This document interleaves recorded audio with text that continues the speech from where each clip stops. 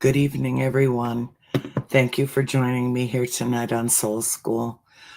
Jeff is on his way home from work, a little waylaid. We don't know if he's going to make it or he's not. But either way, class is in session, and we've got a lot to talk about tonight. You know, it's always my intention to avoid alienating anybody anytime.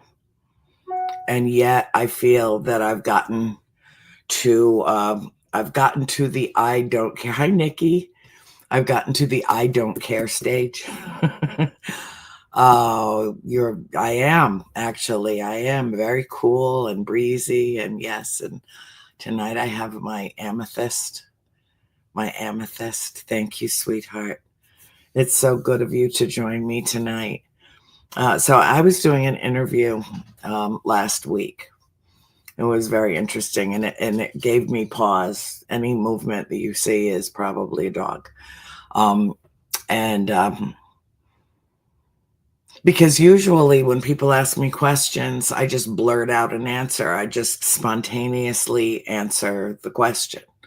I find that it's best that way because it's just so overtly honest. You don't have to think about what you're going to say before you actually say it. There it is. And I think it would behoove all of us to try to live that way, not feel that we have to fashion ourselves to fit each individual that we interact with. That would be impossible for me anyway, because I interact with thousands and thousands of people. So I just make it a habit to always be me and to say what I think and to mean what I say. So I got asked this question, and I knew exactly how to answer it immediately. No holding back. And yet I held back. I caught myself holding back because I knew that if I answered the question based on my own value system, my own belief system, my own knowledge, that it was going to hurt someone. And so I was very careful how I answered it and kind of danced around it a little bit.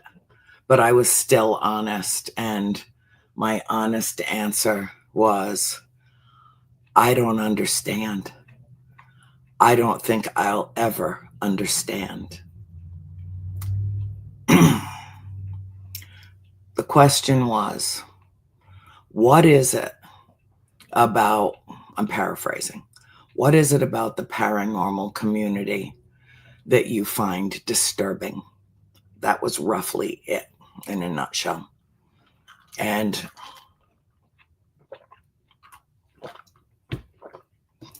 what I find disturbing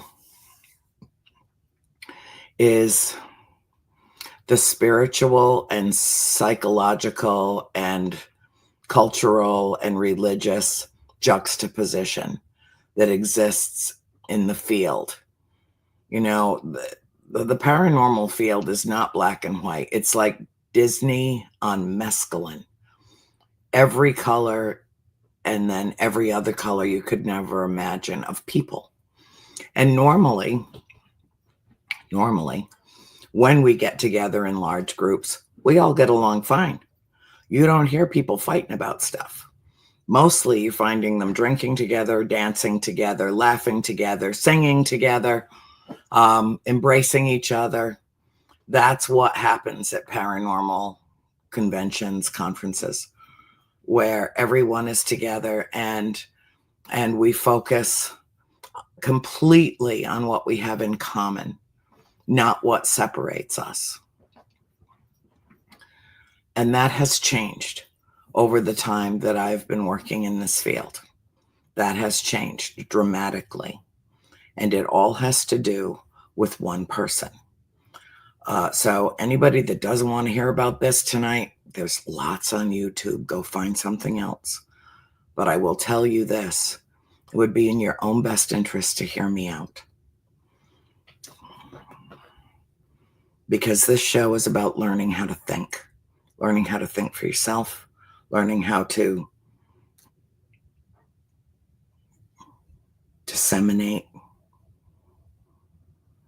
learning how to interact with people who don't think like you do. The title of tonight's show is this class, Welcome to the Paradigm Shift. This is all part of it.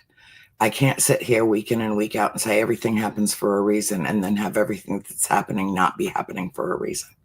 It can't be both. So I will assume that if everything happens for a reason, which I believe that it does, this is all a part of it. Everything that's going on in the world right now is a part of that. And this has been coming for a long time. You've been hearing me lecture about this for at least a dozen years, at least. So the description of the show tonight, I was in a mood when I wrote this a few days ago. Food fight in the cafeteria. It feels like everything is upside down and inside out down here in Soul School. From pre-K Romper Room to graduate studies, the student body is in complete upheaval. The teachers are nervous, the resident headmaster is oblivious, and suddenly no one seems to be doing their homework, just passing notes and rumors in the dark corners of hallways. Is this sustainable, reversible, or is it the new normal in a tumultuous school environment so disruptive that everyone is distracted and no one is learning a damn thing? So that was the question that I posed in the description of the show tonight. And I think that that can happen, that, I keep hearing the phrase flooding the zone, flooding the zone. There's no denying that that's what's happening. I mean, we're so far beyond gaslighting now. It's ridiculous. This is blowing a hole in the dam. And there's still a lot of people that are screaming, oh, it'll be okay, it'll be okay, it'll be okay. No, it's not going to be okay. It's going to be very, very disruptive to our way of life.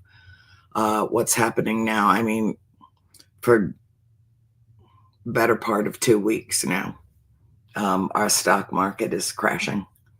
It's crashing. There, deny it if you want to, but the stock market is crashing. I believe in staring reality in the face and calling it what it is. The thing that's upsetting to me is that it's deliberate. It's absolutely deliberate. Everything that is happening is deliberate. I spent the day today on the phone with lots and lots of people. I have friends coming in from other states. We're all gathering tomorrow morning, having a nice big breakfast that I will cook. And then we're all heading to Atlanta to a protest march at the state capitol. And that is happening in all 50 states. It is also happening in many, many cities and towns all around the country tomorrow, because there is power in numbers and there's a message to put forth. We don't want our lives turned inside down and upside down, inside out. We don't. There's a way to do everything, and this isn't the way. And I am most upset of everything that happened today. My father is a veteran. I'm very proud of his service to the country. And 4 of our servicemen who died tragically in a training accident in Lithuania got a beautiful send-off today from the people of Lithuania, from the president of the country on down to people that just flooded the streets from their own homes. And they cried. And they were so sorry that these 4 men died there in their land. And they gave them a proper send-off and sent them back to the United States. And instead of our president being there to receive them, He's playing golf and having dinner with the Crown Prince of Saudi Arabia and like 1,000 gajillionaires tonight in Florida, because it's not a priority for him. I don't understand that. There's so much that I don't understand. I don't understand how anyone who claims to be enlightened, how anyone who claims to be knowledgeable about world events, how anyone who can look squarely in the ugly face of fascism on the rise and call it something else. And so tomorrow I march, and my sign says, I have stage 4 cancer, and I am here, in big, big, big letters, big. Ask me why it matters. And then beneath it, it will have the Social Security Administration, the CDC, the NIH, Medicare, Medicaid, on and on and on. Elements critical to the functioning of our government being decimated in a matter of days. Tens of thousands of people being fired by finding out when they get to work that their badges don't work and their offices are locked and the building is locked. It's almost like the cruelty is the point. I'm sure of that. And I think that in a world where, we live in 3D, and I've always believed that good conquers evil and love conquers fear. And so rather than shake my face or my fist in the face of someone who thinks he's the second coming, someone who thinks that this man has something to offer the world, instead of just, the biggest grift and pickpocket scheme of all time, which is currently underway, with shamelessly so. I mean, he just does it right out in the open. So nobody can say, cover up, he's hiding stuff, because he's not. I feel that we have a cabinet filled with people that are grotesquely unqualified for the positions that they hold. The drug that is keeping me alive, helping to heal me 5 years ago, was an experimental drug, and it was FDA approved. The doctor of the team that approved the drug that I'm on that's keeping me alive was fired on Friday. The whole team just gone. Cancer trials canceled mid-trial, even in the VA. My father is extremely upset. I have to talk him down off a ledge every day.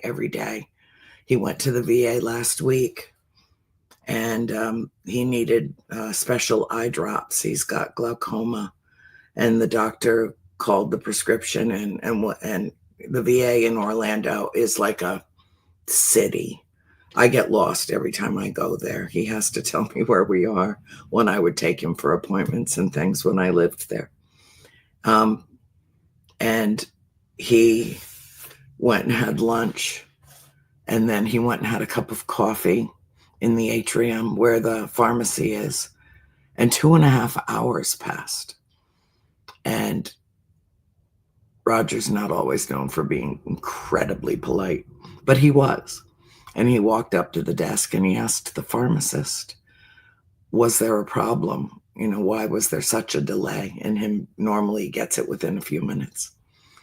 And he looked up and he said, Roger, last week we had 5 pharmacists. Now it's only me. That is unacceptable.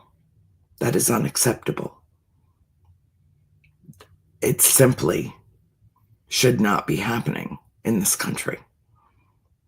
Our veterans are precious and put everything, their lives on the line.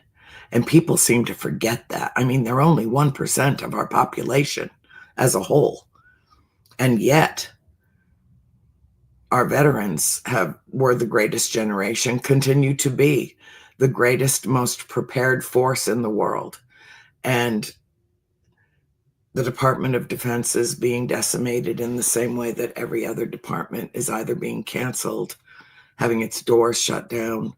Things are happening in this country that should not be happening and have not happened before. Certainly things that have not happened since the slave era. And we cannot go back. We cannot go back. And so tomorrow, I am going to make my voice heard. And I will do it on behalf of everyone that can't get to a rally, can't go to a march. I won't be marching. Christine can't. It's 4 miles. It's too much for her broken leg that never really healed. So we're going to just go to the State House, to the big park, and we're going to wait for everybody to show up, and we'll take pictures of our signs and we'll put them on Facebook, and we'll celebrate the fact that in this country right now, we have a thing called the First Amendment, and that is a right to assemble peaceably and to confront the government for redress. I believe that there is a grotesque abuse of power going on. I have been an animal rights activist, a human rights activist, a women's rights activist, a gay rights activist, a Black rights activist my whole life since the age of 10. I'm 66.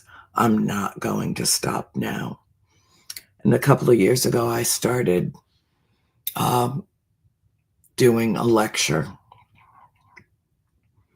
Most of you who know me know I'm very connected with our galactic family. And on the day that the war in Ukraine began, I felt it coming. And I sat on the terrace of our beautiful home in Winter Garden, Florida at the time. And I just rocked back and forth. And I was covered in a malaise that I can't even explain. It just sucked the oxygen out of my lungs. And I knew something horrible was coming. And hundreds of thousands of Russian troops were amassed on the border of Ukraine. Everyone with a brain knew what was coming. And it didn't matter how many lies Putin spewed about training missions and bullshit. Everybody knew that he was going to invade Ukraine, and those people fought for their lives. They fought for their country. They fight every day. For them not to know whether the United States is still with them in the quest of the preservation of their democracy is abhorrent to me. That it's even a question. That he was treated, that Volodymyr Zelensky was treated the way that he was in the Oval Office, I found detestable, contemptible. I have to be very, very careful not to become what I loathe because I get so angry about this. I perceive something wicked this way comes. Well, it's here. This is it. The time is now. And if you care about this country, if you care about democracy, not just the concept, but the living freedom that's built into the system, then it's time to stand up and speak out. It's time. Now is the time. This is point critical. We are at a pivotal time in the evolution of humanity. And I've talked about the paradigm shift, that being nothing on the other side of it will ever be the same. I get messages on the day, February of 2022, when the war in Ukraine began. I got a very clear, distinct message that day as I begged for them to come down, intercede, intervene on our behalf, do something, make this madness stop. And the message that I got came telepathically as a download. Now, I get downloads all the time, but I almost always don't know what I'm being told. I just know that it's going into my subconscious mind, and sometimes at the strangest times, things will come out of my mouth that I know I did not consciously think before I said them. And so I figure that's that conduit part of me that passes messages along. But the message that I got that day changed me because I knew I was asking for something that I couldn't have. We have to peck our own way out of our shell. They can't do it for us. They can't, or we'll never learn anything at all, ever. So the message that I got was, if we are here, your people and this planet are in crisis. We are here. So when I march tomorrow, I will carry my poster that says, I have stage 4 cancer and I am here. I am here to speak up, and no, I do not need a megaphone. I do not need a microphone. I have the ability to project like I'm on a Broadway stage. I always have, even sick, even with tumors in my lungs. I don't care. It is time to speak up, stand up, rise up against the rise of fascism in this country, because we are at a place now where courts are issuing rulings that are being ignored.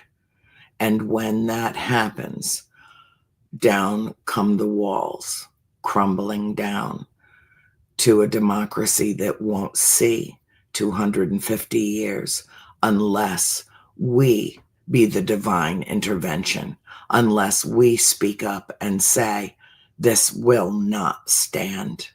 This will not stand. This is the deliberate destruction of our government. The greatest democracy on the face of the earth is being decimated from within. Some of you might be familiar with an agency called CISA, C-I-S-A.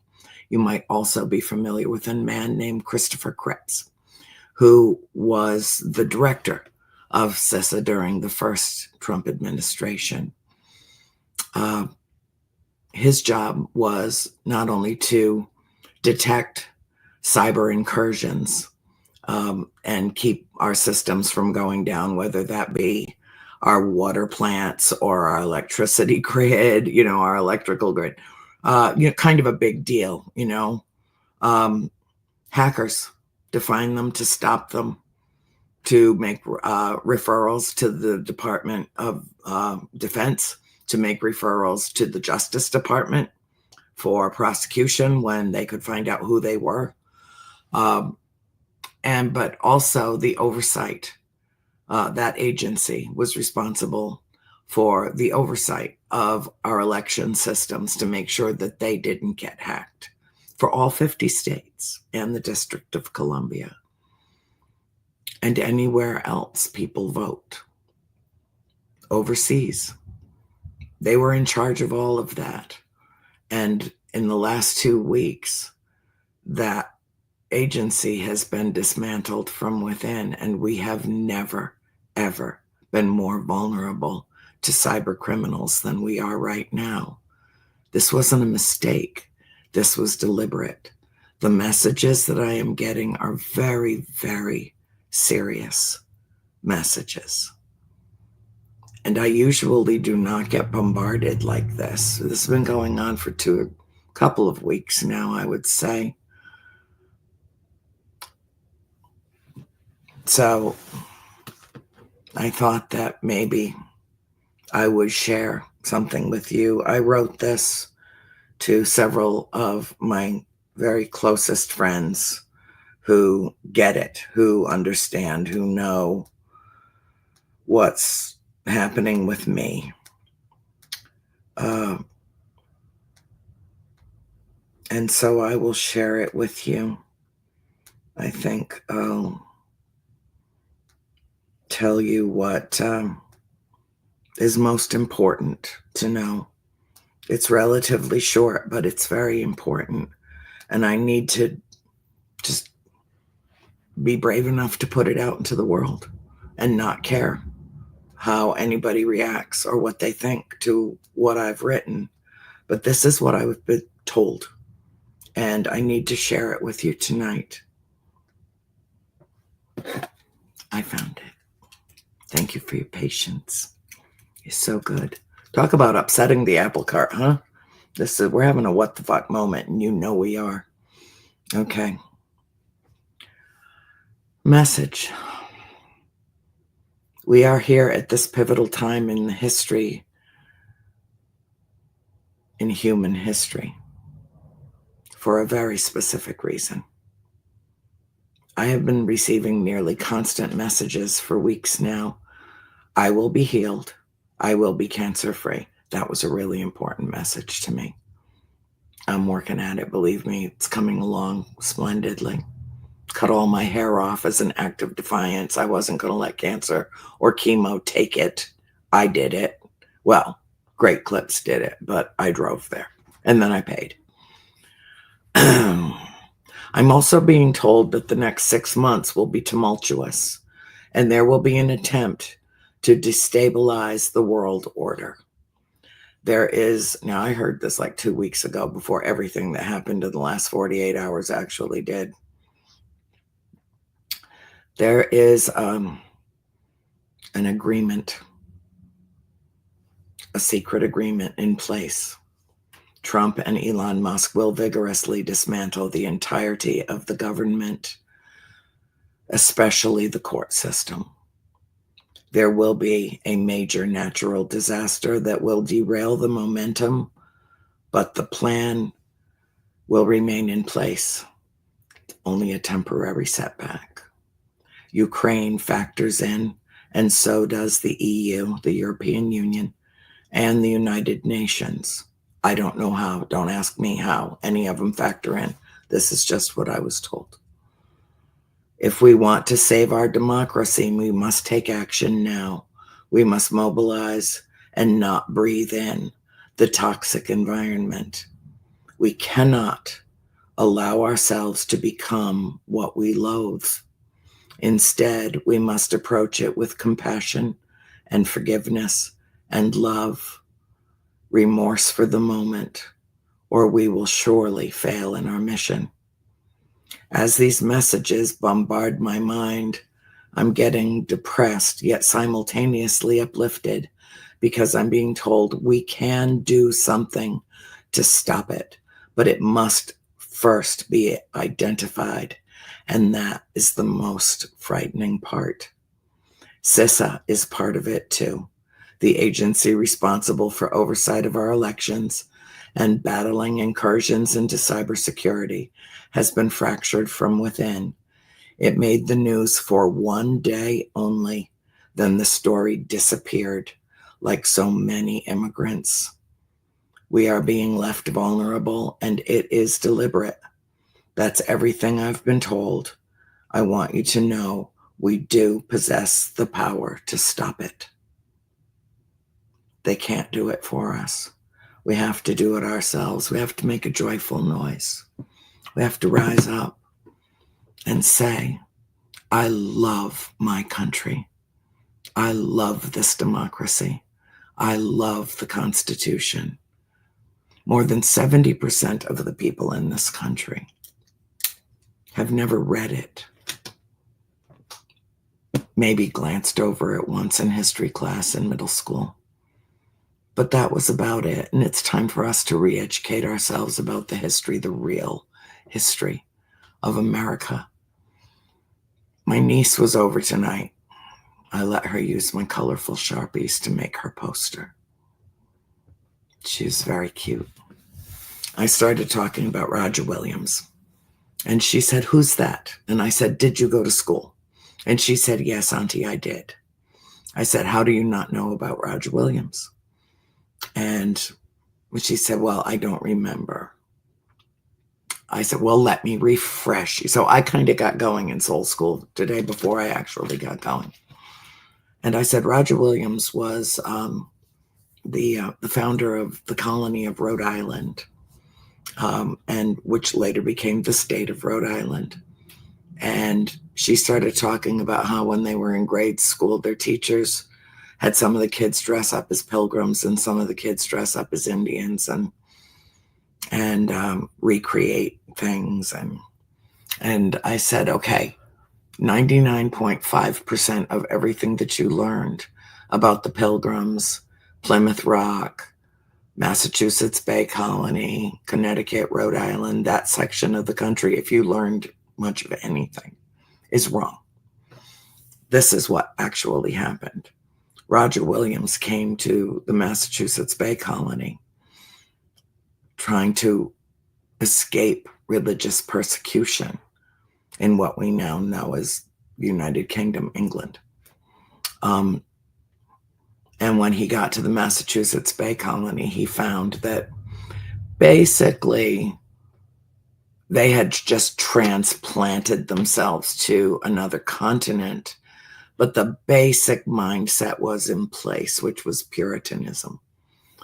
And he thought that it would be better if they were escaping England so that they could practice as they wished, that everyone should be able to practice what religious beliefs they had. No, if you weren't a Puritan, you were out of here. And so he was dragged in front of a tribunal. It wasn't even a court then. It was gathering of the elders who basically in the middle of winter with almost 3 feet of snow on the ground and him sick as a dog with who knows what, was found guilty of something, not agreeing with them. And he was expelled from the colony in the middle of winter. And in thigh-high deep snow, he walked for about 40 miles. And then he was found by a tribe of Indians who saved his life and brought him into their tribe and welcomed him into their society and loved him and healed him.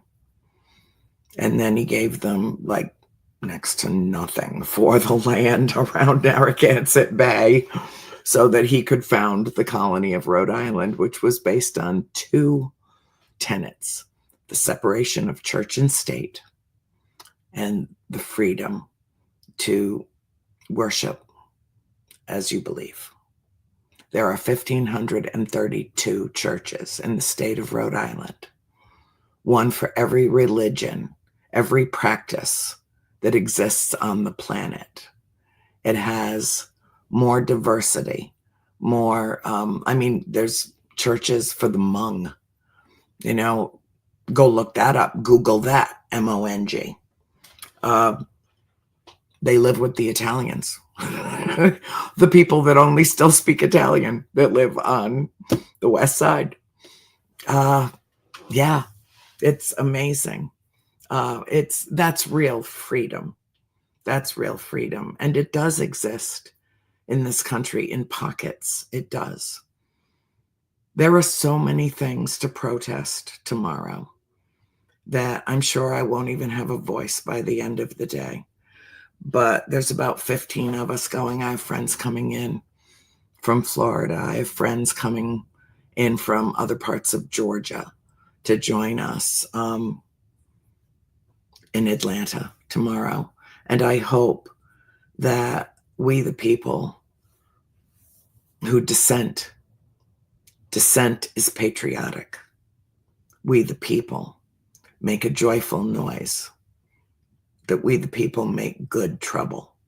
That we, the people, speak up for the human rights of men and women that have been wrongly accused, wrongly vanquished, wrongly imprisoned. This is going on in our name in this country right now. There is a process when it comes to deportation. There is a process that is not being followed. There are court rulings that are being actively defied. And that is a very fast, slippery slope into a country we won't even recognize anymore. A country where I could be arrested for putting out a podcast about this subject.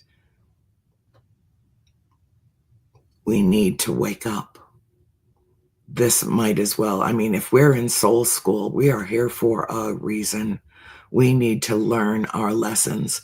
And apparently we didn't learn our lesson the first time with someone who I believe is morally corrupt, bankrupt, amoral, somebody that I believe has no redeeming qualities whatsoever, that's at the helm and is technically the most powerful person in the world. If that doesn't scare the hell out of you, as unstable as he is, then you're just not paying attention. And it's time to pay attention. My first protest march was against the Vietnam War at the State House in Providence, Rhode Island, when I was 10 years old. Thank you, Matthew.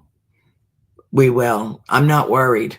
I would be worried if we were going to Washington. I had to talk people out of going to Washington. I will, sweetheart. I'm not afraid. I don't think that any of us can afford to be afraid in the same way that I got up on the morning of March 27th, the anniversary of my sister's death, her birth. The anniversary of her death was 2.5 weeks earlier. But on the anniversary of her birth, I took matters into my own hands. Because I'm not telling you this for you to feel sorry for me. I think it looks pretty good, all things considered. I want you to know that I'm strong and I'm brave, and I'm not just willing to fight cancer. I'm willing to fight autocracy. I'm willing to fight oligarchy. You know, a lot of people are like, oh, Annie, stop using all the big words. Okay, here, let me break it down for you. If we don't do something, we're screwed. Okay? When tariffs are placed on uninhabited islands that only have penguins and walrus and polar bears living on them, and they are told that they have to pay a 10% tariff on all exports, I'm embarrassed to be an American. I'm embarrassed that these are the people that are destroying our government deliberately from within, canceling cancer trials. 5 years ago, I could have been part of the Kisqali cancer trial had I known. Now it is FDA approved. Now I'm okay. And yet, 3 weeks ago, I received a letter from the maker of the medication that I take. And it said that they have been informed that Medicare and Medicaid will no longer cover their medication for their patients. It doesn't, there's not a duplicate of it. It's a one-of-a-kind drug. It does a very, very specific thing. And it works very well for me. That drug for a 3-week regimen a month, 3 weeks a month, is $15,000. The copay on it is $3,000. And I've paid into a system my whole life that's supposed to be helping me when I need it most. I took the letter into the pharmacist in my doctor's office and said, honey, what do I do about this? And she ripped it up and she said, don't worry about a thing. You're going to get your medication for as long as you need it. Do you have any idea how grateful I am? I cried in her arms. I embraced my doctor. Just the best oncologist in Georgia. I swear she's fabulous. And she cares, really cares. What I'm concerned about is that the people in the highest offices of the land don't care about us, don't care that there are people that are going to be hit by these tariffs in such a way that they can't even afford to feed their children. They won't be able to afford, if this gets completely out of hand and becomes a tariff war, which it looks like China's itching for based on their response today. This could get very ugly very, very fast. And I am just trying to forewarn you based on the messages that I've received. Would I like to be wrong? Do I hope they're wrong? Yeah, I do. But they told me, if we are here, this planet and its people are in crisis.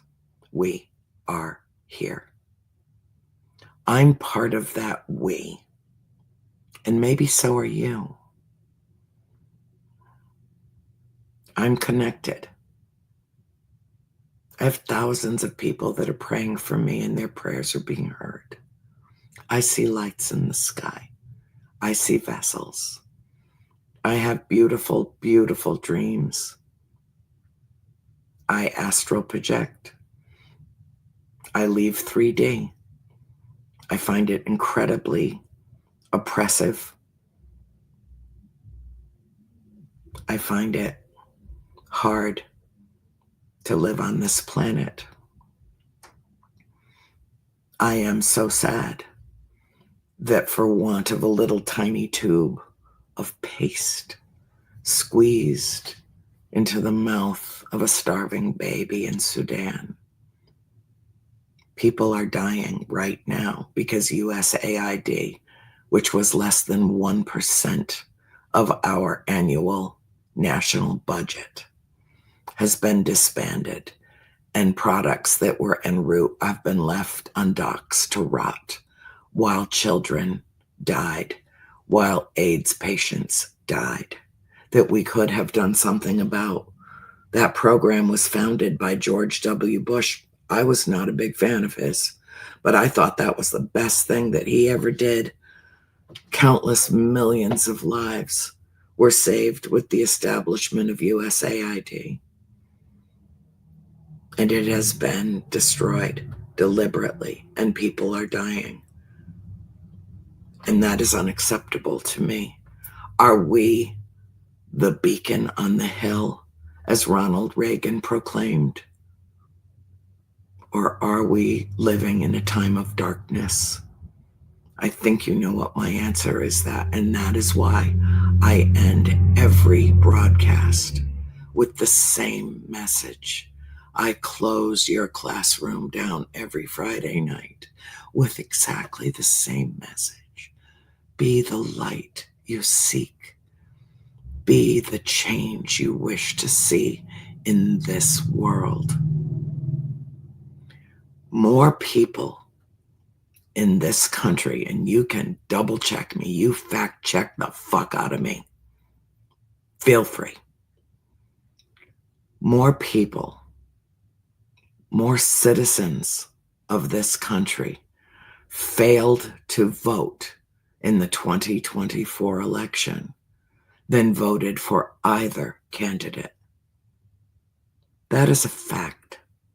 And if anything is going to take this country down hard, it is cynicism.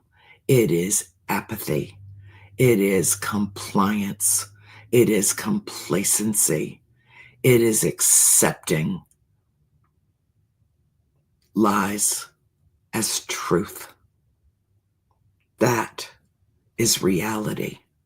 And anything else is some warped, twisted vision, dystopian vision of our government. It is literally crumbling before our eyes. I'm so serious about this. I also believe that it was my anger, my disgust, my revulsion in 2015 and 2016 when something happened in this country that I thought could never happen in this country.